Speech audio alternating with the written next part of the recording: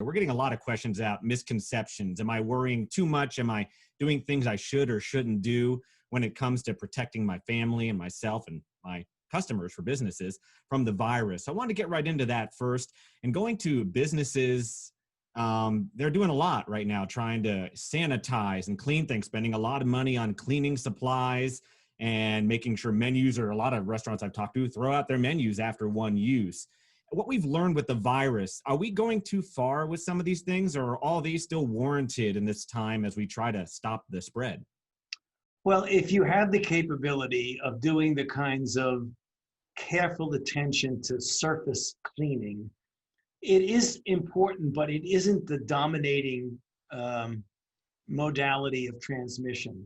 So what you would not want to see is someone or some organization or some facility spending a lot of effort on scrubbing everything multiple times, but doesn't pay much attention to things like physical distancing and wearing masks and having sanitizers readily available for people who come in, could use the sanitizers to wash their hands. If you think about the 5 things that are critical that everyone can do, is uniform wearing of masks, keeping physical distance, avoiding crowds and congregate settings, particularly indoors, particularly when people are not wearing masks, doing things outdoors to the extent of doing them indoors, and washing your hands frequently.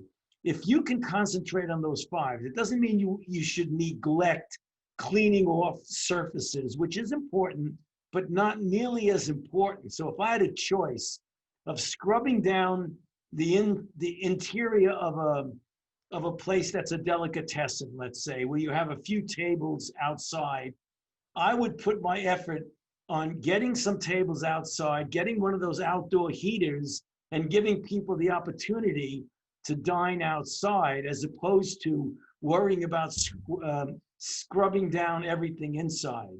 So remember the big 5: masks, physical distance, crowded indoor sessions, washing your hands, and doing things outdoors more than indoors. If you can focus on those, I think everything else may be important, but a little bit more secondary than those 5 primary ones. When it comes to businesses that have people inside, maybe the cubicle atmosphere, I know they're spreading people out, but you're all in the same room, essentially.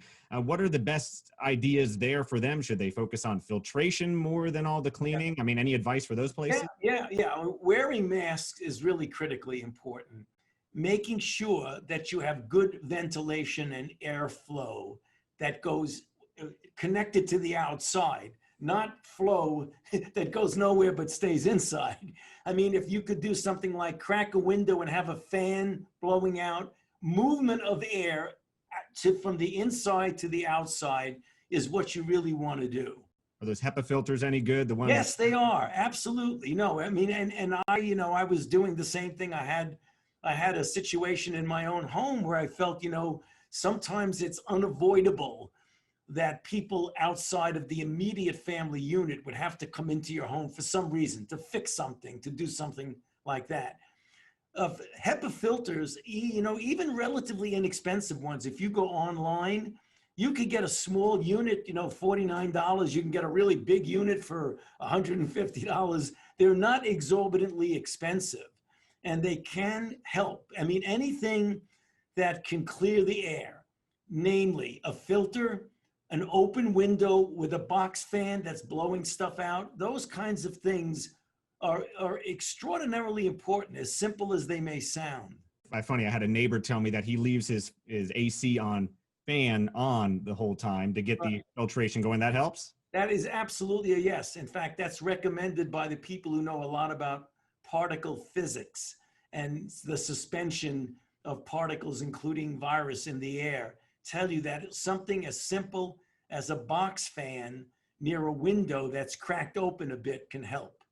Now, I want to talk about something serious. We've heard about some people who say they haven't left their homes because of the virus. They're still too concerned to go out and do things and get out to grocery stores. What's your advice to them about finding that balance that's safe, but also not, isolating yourself? Well, I'm glad you asked that question because people need to understand that outdoors, particularly and importantly, if you wear a mask and most of your community is wearing a mask, is safe.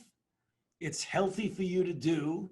I mean, there's enough what we call COVID-19 fatigue going around. You don't want to amplify it by feeling like you've made yourself a prisoner in your own home. If you have the capability of getting out, put a mask on, walk around the neighborhood, go to a park, get some exercise. Don't worry. The chances of you're wearing a mask and most of your community wearing a mask and you're keeping your physical distance of 6 feet or more outside is really, relatively speaking, quite safe. So the advantage that you have for your mental health and your morale and your feeling that you're not being a prisoner in your own home, it's well worth going out. Don't confine yourself to your house. With restaurants, I went to a restaurant, or I went by a restaurant and saw these habitats or pods, whatever you want to call them, being put up there, plastic enclosures that have 2 people inside.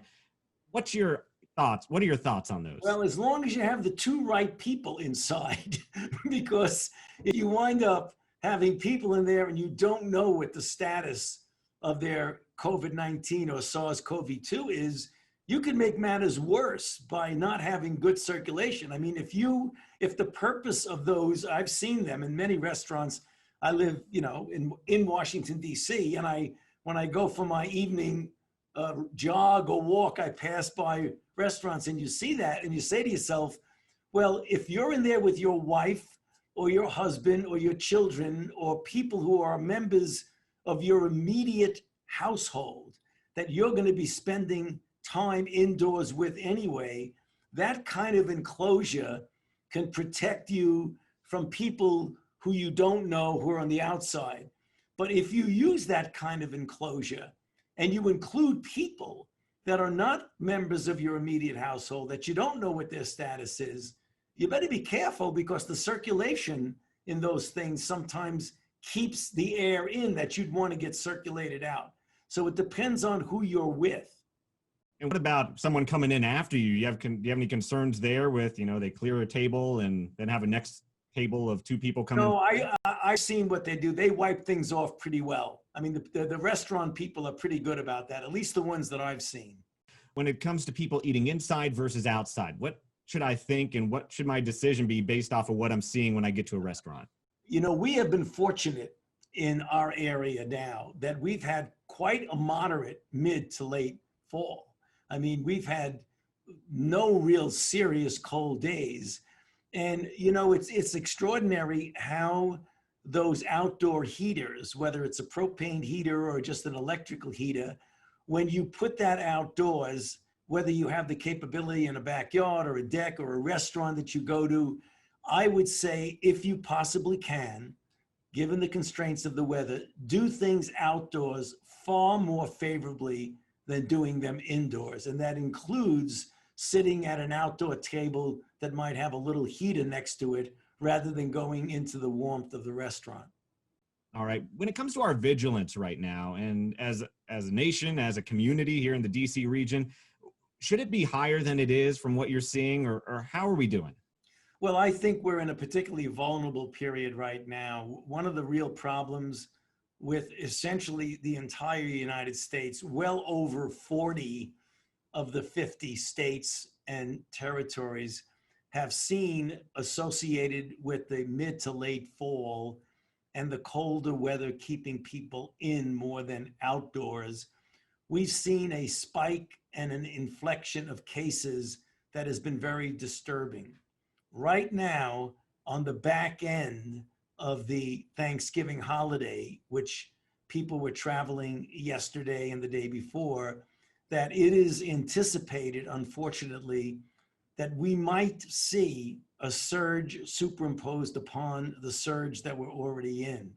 So I think people in our area, wherever you are, whether you're in DC or Maryland or Virginia, you need to be prepared that there may be yet again another surge associated with people who have congregated at meals and at closed indoor settings. as well as people who are returning from having traveled and are now coming back to our area, our metropolitan area, you may see a spike in cases. So under those circumstances, you want to make sure you do implement the things that I just mentioned, the universal wearing of masks, the distances, the outdoors, avoiding crowds, et cetera. And let's turn to restrictions. Obviously, the DC region kind of has to function together because people are crossing back and forth. With where we're at right now, what are your thoughts on the restrictions? Should they be rolled back more as we get into the colder months? Are the local areas doing a decent job of trying to keep people separated, keep people safe? We are doing, relatively speaking, a decent job. I mean, I know because when I go out for my evening run, which I do, I always observe the percentage of people that are wearing masks, and I believe we're doing pretty good compared to some other parts of the country. I don't think you should necessarily do something just empirically. You should do it based on the kinds of observances that our health officials in this area, be they DC, Virginia, or Maryland, or what have you, observing the test positivity and making determinations about restrictions based on that. I think in general, we're doing a pretty good job. Do you see us getting back to a point like we saw at the beginning of the pandemic when essentially everything's shut down, everybody's told to go home? Are we going to be back in that situation? You know, you never can rule that out. I don't think we're going to get there. I know certainly we're not going to have central lockdown orders, but as I've been speaking to states far away from where we are, mostly in the northern plains and in the northwest and in the central plains, that some of those places that don't have the medical facilities that we have here in the metropolitan area are in danger of their hospitals being overrun and not having enough beds and not having enough staff. We're not in that situation right now. So I would only consider recommending that there be a lockdown if you are really totally stressing the healthcare delivery system, which we are not right now. But that doesn't mean we can walk away from it and forget about it. We've got to keep an eye on it and make sure that we support our healthcare providers and we don't allow them to get into the very difficult position of being overstretched and not have enough staff and not have enough beds. There are some regions of the country that are already in that precarious situation, and that's terrible. We don't want to get there from our area.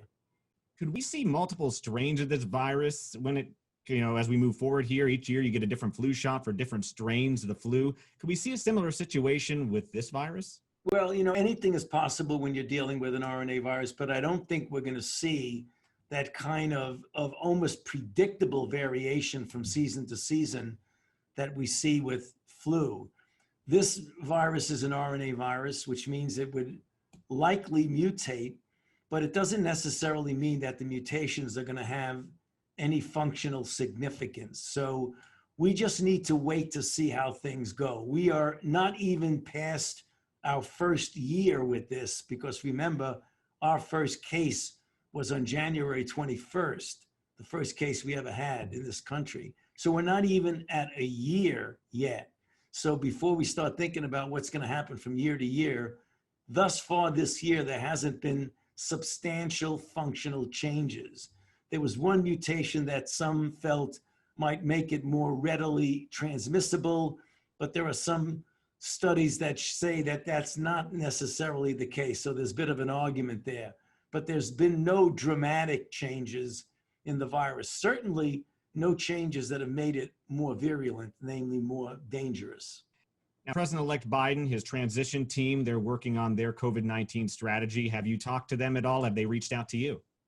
I have spoken to Ron Klain, who is the chief of staff for the president-elect, about things that might be thought about in the future. Nothing specific, nothing substantive, more or less just a touch base that hope we can have a continuity when you have a full transition, which we're working on. Hopefully we'll have a full transition so we can exchange ideas openly with our counterparts.